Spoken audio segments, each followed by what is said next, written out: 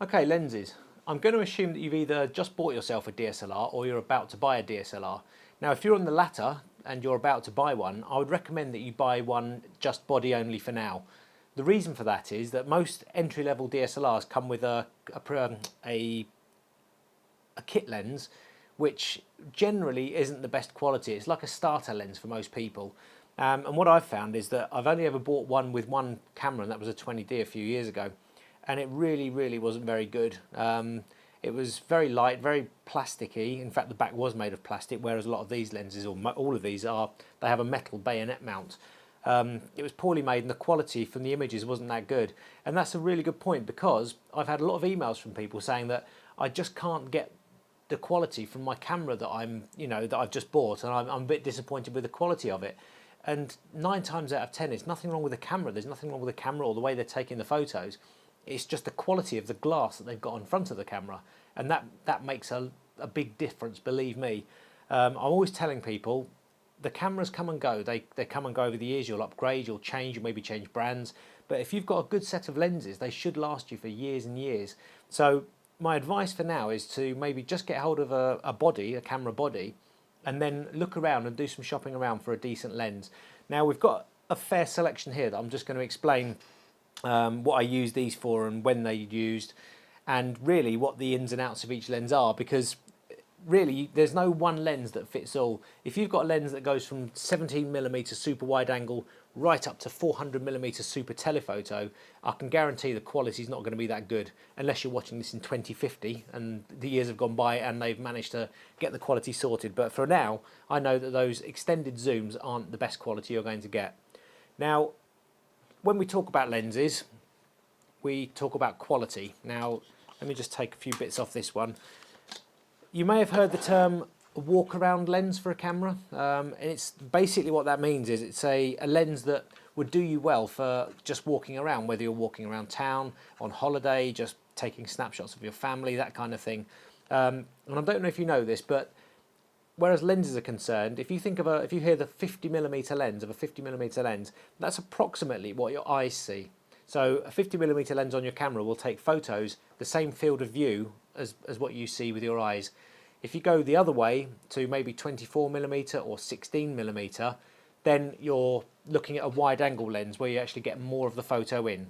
And if you go the other way past 50mm to 70 or 80 or 100 or 200, 400, they're known as telephoto lenses, where you're going to use them for sports or nature photography, that kind of thing. Now, a good walk-around lens will have 50mm approximately in the middle, and it'll have a wide-angle zoom and a telephoto zoom. Now, this lens is one of my favourites. It's a 24 to 70mm walk-around zoom lens. So when it's wide open, it's a wide-angle lens. I can go to 50mm, which remember is what the eye sees approximately, and then it's got a slight telephoto up to 70mm. Now, this is fantastic at 70mm for portraits. It's great at 50mm for just about anything that you want to fit in the screen. As soon as you go past that and you start going wider, if you're going to be taking photos of people, bear in mind that they're going to start to become distorted. And if you take a photo of someone really close up with a wide angle lens, it's going to make their face appear quite a bit more rounded, and not many people like that. But the wide angle side is fantastic for architecture or landscapes, that kind of thing. Now, this lens is brilliant. It stays on my camera probably 90% of the time when I'm just doing general day-to-day work, when I'm out and about, and for weddings as well, because on a full frame camera like this one, the lens at 24mm is actually quite wide. It's wide enough to get most church shots, so I'm really happy with that end.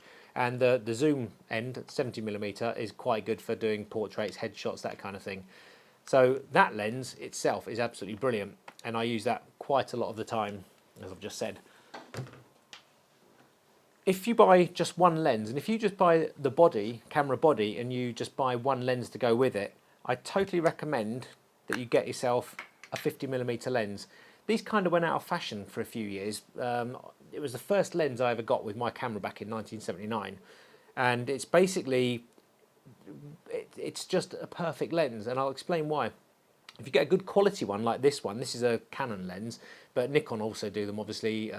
50mm lens, Sigma, Tamron, Olympus, Sony, whoever you're with, or whatever manufacturer you go with for your camera, I can pretty much guarantee they'll make a 50mm lens. And the reason these went out of fashion, because way back when, there were no zoom lenses. There were just fixed focal length lenses. So when zooms came out, fantastic, people could go from 24mm to 100mm, and it went through the 50mm range. So these became kind of obsolete and a bit redundant. But what people have started to realise is fixed focal length lenses are pretty much better. They're normally better quality because they've got no moving elements inside. There's nothing to change the quality of the shot. And if you can get hold of a 50mm lens, for one, it's better quality and it'll make you work harder, because for number two, you can't zoom. So you can't think to yourself, oh, I'll just grab that and zoom into that person, or you can't go wider. You actually have to move physically yourself closer to the subject or back, and that makes you slow down and take better shots, believe it or not. Now this one from Canon is a 50mm 1.4 aperture lens. Nikon do the same, Sigma do the same, Sony do the same, I think Olympus do the same. Now the 1.4, we already know that the 50mm is approximately what the eye sees. The 1.4 is the size of the aperture, how much light gets in, the size of the hole basically. Now the bigger the hole, the wider the lens is, the more glass there is, generally the better the quality. And with this one, with the 1.4, that means there's tons of light gushing through, and that means that we can take photos in lower light situations, like in weddings, that kind of thing. And this is perfect for inside a church because I can get lots of light gushing in, which means I can use a faster shutter speed, which means I don't get camera shake. If I had a substandard lens which didn't open as much and didn't let as much light in, in low light situations, I would get a much slower shutter speed and I wouldn't be able to go any faster, and I would probably get a camera shake unless I raised the ISO. But we'll come to all this later on. So if you were to buy just two things, buy yourself the camera body and a good 50mm lens, a good quality one, and you'll be good to go. And if you can't afford, or you don't want to get the own brand make at the moment, like I said, Sigma or Tamron will do a lens for your camera body that almost matches the quality of a home brand, if you like, lens. So the 50mm lens for me is brilliant, and that goes with me everywhere because I know that the quality of that lens is absolutely pin sharp. Edge to edge, up, down, middle, everything. This works really, really well. So get hold of one of those if you can. Right, what's next? A super wide zoom. We've already talked about the zoom on that camera, which goes from 24mm to 70mm. So it's a wide angle lens through to 50mm, which is what the eye sees, up to a mild telephoto lens of 70mm. So we're covering both short telephoto, a mid wide angle lens, and the 50mm range. This lens is more of a wide angle zoom lens. Now what that means is there is no 50mm on this. This lens goes from a super wide 16mm up to 35mm. So really, on a full frame camera like the one I've got here, 16mm would get a lot of the photo in. And we're going to try and show you some photos as we go through this to show you the difference in lenses. But for this one, this is great for architecture because it will get a lot of the building in. It's good for interiors of churches because it will get the whole congregation in, everything in the church. And also, it's a 2.8 lens, so it's still quite wide. It still lets a lot of light in through the lens. And again, this is one of the best quality lenses you can get from Canon because it's got the red line around it, which means it's an L lens. And again, Nikon do the same. And I always say, and I'll keep saying it, get the best lens that you can afford always, because you can spend £10,000 on a camera and put rubbish glass on the front and your photos won't be very good at all. So I always recommend get the best glass you can afford. But this one goes from 16mm, like I said, up to 35mm, which is still a shortish telephoto lens, sorry, a shortish wide angle lens, but it's still pretty good. Now, lenses are all different and they come in different shapes and sizes, so really have a look at the lens and make sure that it's what you want and what you need, because some of them have cheeky little features that you might find quite useful. For instance, on this one, I don't know if you can see that there, there's actually a slot for a filter, so I can put different coloured gel filters in there, just for effect, or just I can smear my own things on there like Vaseline to make it kind of a soft light. There's all sorts of things you can do, but generally make sure that it's a good, heavy, good quality lens, and unfortunately it's normally more money, and you do get what you pay for. I'll give you a quick example. A cheaper lens at 16mm wide angle lens will have what's called, you may have heard the term, pin cushioning effect. So when you have a super wide angle shot, the edges kind of go like a pin cushion. So then rather than being dead straight around the square, they're actually slightly curved around the edges, and then you have to do a lot of work in Photoshop to bring those edges back in. But with this lens, at 16mm, the edges stay nice and square. So again, you pay for quality and it saves you a lot of work later on. So that's a good lens. So that would be good for, like I said, interiors of weddings, good for architecture, landscapes, especially good for landscapes, that one, again, because the quality is quite good. Another point to mention when you're comparing a quality lens with a substandard lens is that at the far reaches of each zoom, so at 16mm and 35mm at each end, that's where normally lenses fall off on their quality. The midsection is normally where the sweet spot is, if you like. They call it the sweet spot, where the most sharpest photos come from. When you're wide open or closed right down, or you're actually on the longest focal length, that's when you start to lose quality around the edges. And again, that's where you get what you pay for. A cheaper lens can really fall off badly at those levels. So again, get quality if you can. So that's the wide angle lens, but it's a zoom lens as well. And I mentioned earlier, fixed focal length lenses are generally best. And this one is a crazy 15mm lens. It's called a semi-fisheye lens. It's fixed glass again, so there's no zoom in there, which means all the elements inside of glass don't move at all, which again helps for the quality. Again, it's an f2.8 lens, so it's got a wide aperture.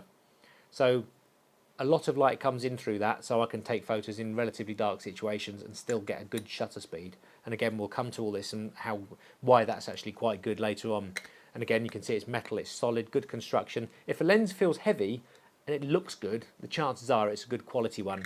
If it feels really light and plasticky to the touch, the chances are it's not going to be that good. A 15mm lens like this, like I say, it's a real fisheye, so the edges are quite rounded.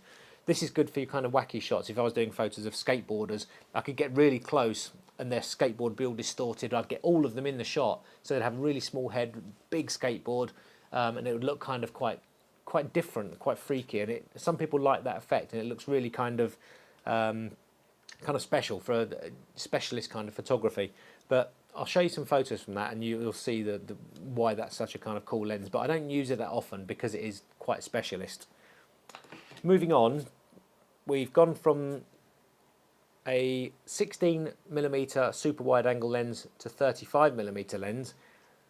Then we've crossed it over with a 24mm wide angle to 70mm zoom lens, which is a slight telephoto. The next lens, which is again one of my favourites, is this one. It's a 70mm to 200mm. So this is known as a telephoto zoom. Whereas this one's a wide angle zoom because all of the focal lengths are within the wide angle range, 16 to 35. This one is a telephoto zoom because all the range is in telephoto territory, from 70mm up to 200mm. And once again, has a wide aperture, constant aperture. It's 2.8 yet again, so it lets a lot of light in. So I can use this in dark situations, in churches, or late at night, or well, not late at night, but early evening, and I can still get handheld shots with the shutter speeds.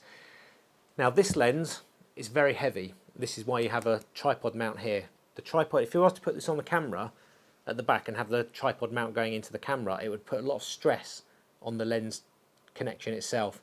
So because this is generally heavier than the camera, they have the tripod mount on the actual lens itself, so it balances the weight out and it doesn't hurt the connections. Now, lenses like this can get quite confusing. They've got lots of buttons on the side, focal distances. You've got automatic focus on all lenses or manual focus. You can switch to and from. This has got an image stabilizer on it, and I'll come to that in a second, and then it's got stabilizer modes.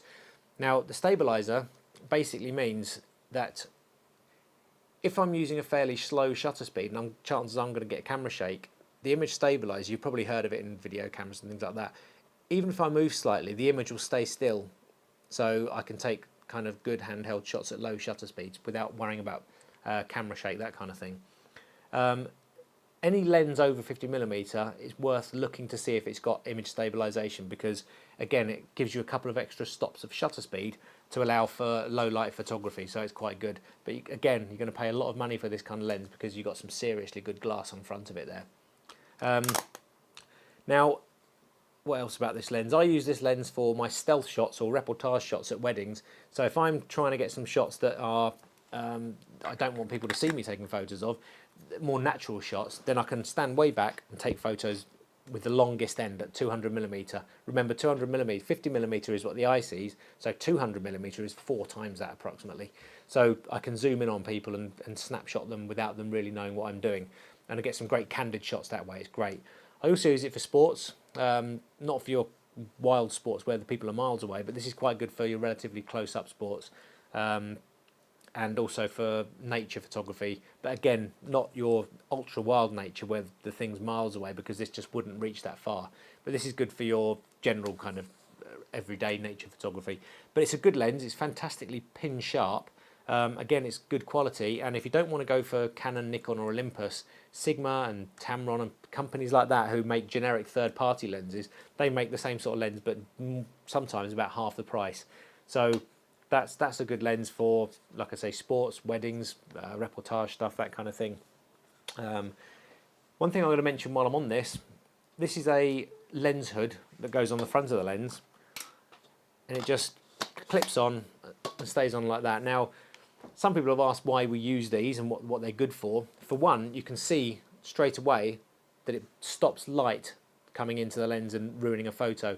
So if the sun was there, like the studio lights on me there, if that was the sun, I can actually just turn ever so slightly and I've blocked the sunlight from coming into the lens, so it won't affect my photo. Whereas if I take it off, the light goes straight in there. So rather than concentrating on what I'm shooting, I've got other light to contend with that's coming in from different directions. So if I put that on, it stops that, and I know that just what I'm focusing on is going to be exposed for, and there's no other light going to be bouncing around and ruining my photo.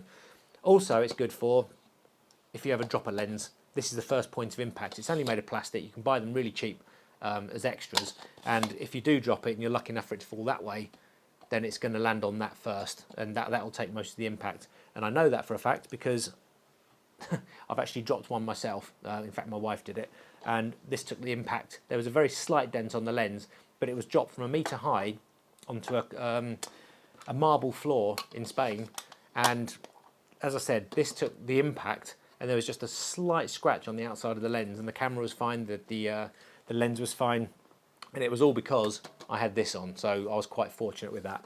If it wasn't on, the actual glass would have taken the impact, and that would have rendered that lens pretty much useless and very costly to repair. So that's one thing to bear in mind. I always leave these on.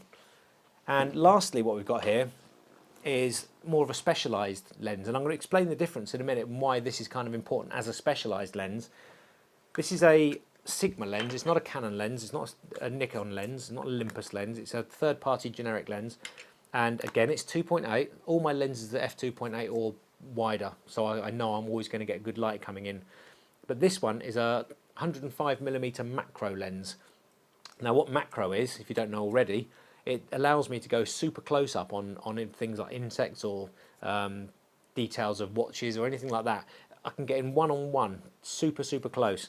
And there's a big difference, and a lot of people have said to me, okay, I don't need a macro lens because my actual lens here has already got macro capability. This one has. This is 24 to 70mm lens, remember, and on the side in yellow, it's got macro written on it.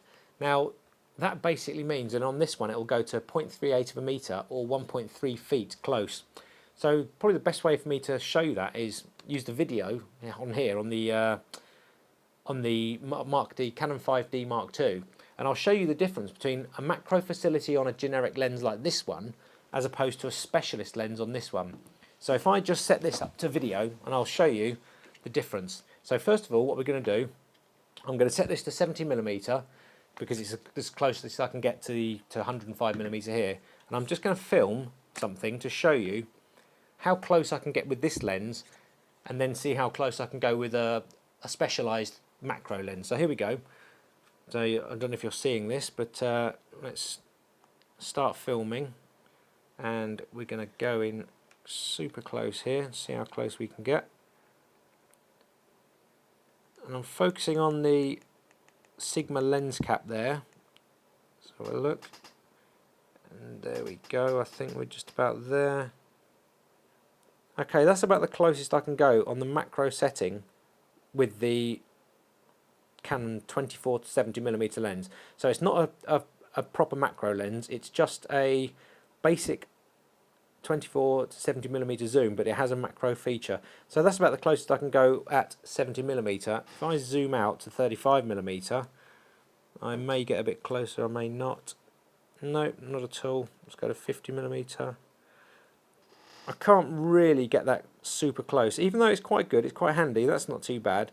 So I can still get fairly close, but it's not as good as it could be. And that's on the macro setting of a standard lens. So let's pause that there. Now, if I put on the specialised lens, if I put on the 105mm macro, now we'll see how close we get with this, as opposed to a lens that has a macro feature on it. So here we go. I'm going to zoom this as close as I can. Let's put it on manual. You can see here it extends right out. It can be quite annoying because if you're photographing something quite close and you don't realise it, that's going to bash into it. So you need to be aware of that kind of thing. But let's have a look now, see how close we get with this lens. There you go. You see the difference there. Or you can even see all the dust on my lens cap. That is as close as I can get with the Sigma 105mm macro lens. You can see it's a huge difference over the last shot. So we can actually get super close with that. Now let's see if we can get any closer. There we go. Yeah, that's about the closest I can get, but you can see the difference. With the other lens, I couldn't get the whole of the, I can get the whole of the lens cap in plus a lot of the table. With this one, I'm just about getting the lettering in, so that's a huge difference. So that's the difference between buying a specialised lens and just a lens with a macro capability on it. You know, it's worth getting. If you're going to be doing some close-up work, maybe if you're into insect work or you photograph stamps or jewellery, anything where you need the whole object, which is quite small, to fill the frame, I would totally recommend getting a macro lens, a proper macro lens, not a macro capability lens, because they will do the job a lot better. We've done a lot of nature stuff recently. We've managed to get super close to some really funky insects, so I wouldn't have been able to do it with this lens. None of the other lenses have macro facility, so have a look at the lens when you're buying one and just make sure it's got everything that you need on it. But for now, we've kind of covered the whole range. And what I would recommend you do when you're thinking about buying a lens to go with your new camera is think about what you want to be photographing. So let's have a think of a few things. If you're going to be photographing sports or wildlife or nature, that kind of thing, I would recommend getting yourself a mid-range telephoto lens. And cost-wise, if you look at a 75 to 300mm lens, which I know generally the quality isn't that good, but you're looking at £300 or £400 maybe for a half decent lens. Now that's not too bad, but again, you may start to get frustrated. When you take the photos, they may come back a bit fuzzy or furry or not as sharp as you'd like, and you may think it's you that's been making the mistakes, but it's not. It could be the lens that's poorer quality. Whereas if you buy something like this from Canon or Nikon, a 70 to 200mm lens, then you're looking at more like £1,000.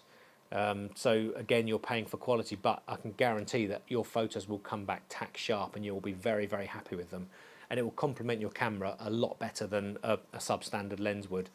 So it is costly, I'm afraid, when you get into this DSLR game, but once you've got the kit, once you've got one of these lenses, it's a true investment, because I've had this for maybe 5 or 6 years now, and I know it will last me another 10-15 years as long as Canon don't mess about with the bayonet mountings at the back. I know this will last me for a long time. The glass is fantastic.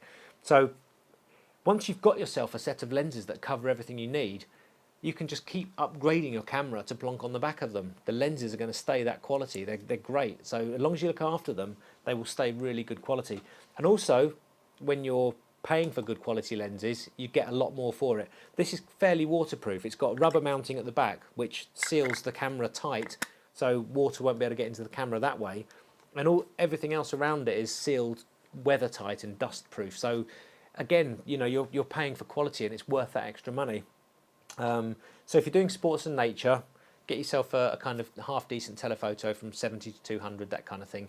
If you need to extend that then rather than paying out thousands and thousands of pounds for a 400 or a 500mm lens, you can get a 1.4 times or a 2 times converter. Now a 2 times converter will double the length of that lens, taking it from a 70 to 200 to a 140mm lens to 400. So you've then got an extra double amount of reach. So it's worth getting one of those as well, but again, make sure you get a really good quality teleconverter, because if you spend £1,000 on a good lens and then put a really cheap 2 times converter in front of it, you're destroying all that good glass in the good lens. So match quality with quality. You can get a good quality converter and you can end up with like 2 lenses, 70 to 200 and a 140 to 400mm lens, which again is great for nature and things like that. So that's cool, and it's also good for weddings if you're going to be shooting weddings for the stealth shots. If you're going to be shooting a lot of macro work, obviously go for a specialised macro lens, and these are a few £100s again, but again, shop around, have a look online, look on the internet, maybe B&H in New York or Amazon, that kind of thing. But go for a proper specialised macro lens, whether you're Nikon, Canon, Olympus or Sony or whatever. If you're doing a lot of landscape work or architecture or interior work, a lot of property photography like I used to, then a wide angle zoom would do you for that. This is 16 to 35mm and it's perfect for interiors of houses. It's also good for landscapes like I mentioned before, and also exteriors of properties, because you won't get the banding, the bendy edges of a building. This will keep, the quality of a lens will keep the edges of the building straight. Okay, so go for a mid-range zoom, a wide angle zoom lens. A walk around lens or a general everyday lens, if you're just doing general photography, if you're doing parties and functions or weddings, if you like just wandering around town and taking, you know, some stock photos or something, the 24 to 70mm lens or a 24 to 105mm lens or a 24 to 80mm lens, remember it covers the wide angle through to 50mm what the eye sees, and then onto a mild telephoto, which will do good for portraits. This is just the best walk around lens you can get. So keep your eyes open. If you've got a normal prosumer DSLR, like I don't know, crikey, a Canon EOS 500 or a 50D, or you've got a Nikon D70, D60, D50 or whatever they've brought out, then get yourself a walk around lens like this, because it'll just cover a really nice kind of focal length that's good for lots of things. One thing to bear in mind that we're going to talk about later on, if you go to a later on video headed crop factor, you will understand that that will have an effect on your lenses. This camera is a full frame Canon Mark II 5D, and it hasn't got a crop factor. It's got a full frame sensor, which is the same as the 35mm lens. A lot of cameras out now, prosumer level, are cropped. They're cropped sensors, so they're slightly smaller, and that will affect your lens. So if you haven't learnt about that already, have a look at our video later on where we talk about cropped sensors and how they affect the focal length of your lenses. That's quite important, again, when you're buying a lens. Just to give you a very quick example on that, 16mm to 35mm on my camera stays 16 to 35. If you put it on a cropped lens, cropped camera, that will become something like a 24mm to a 54mm lens. So you lose that wide angle side of it. In which case, if you have got a cropped camera, rather than buying a 16 to 35, you buy a 10 to 22mm lens. That does the same job as this on my camera. It's a bit confusing, but if you look at that section, you'll understand a lot more detail. So before you go out spending loads of money on lenses, just have a think about what you want them for, why you want them, and then again, get good quality if you can afford it. Get the best you can afford, and you're better off saving for a few months to get the better quality lens than just running out and buying any old thing, because I guarantee in a year or so you'll have it on eBay. So we've covered a kind of a basic run through of a bunch of lenses that range from 16mm up to 200mm, and that pretty much for me covers everything that I need. If I wanted to do more extreme sports or more you know, a deeper wildlife, I'd go for a much bigger telephoto lens, but a 500mm quality lens can cost in excess of £5,000. So that's when you need to be earning good money for your work to cover those kind of costs. But really, I've got what here, 1, 2, 3, 4, 5, 6 lenses that I've saved, I've basically bought over the last 7 or 8 years, and that covers me for just about everything that I need to do. There are some other lenses that I would like to get that again are slightly more specialist, but really, these are my babies. These will stay with me. The cameras come and go. I've been using these lenses on about 6 generations of cameras now, through from the 10D Canon to the 20D to the 30D to the original 5D and now the 5D Mark II. I've used it on all the 1 series from Canon as well. So those cameras have come and gone, but these lenses have stayed with me. So as I said, get yourself a camera body if you haven't got one already. If you have got a kit lens, have a look at the quality and see what it's like, and if you can, go to a shop and just try out one of the higher quality lenses and just see if you can see the difference when you're looking at the images on your screen. But for now, that's covered. I hope it's covered a generic kind of outline of what to look for when looking at a lens, when looking at buying a lens. But as I said, these are your investment. These are where the investment lies. Cameras, they have a limited shutter life, other things wear out on them, they get upgraded, newer features, newer functions, but your lenses will stay with you a lot longer. So make sure you get some good quality lenses, and you will notice definitely the quality of your shots improving. Okay, and I hope that helps, and good luck and happy shopping.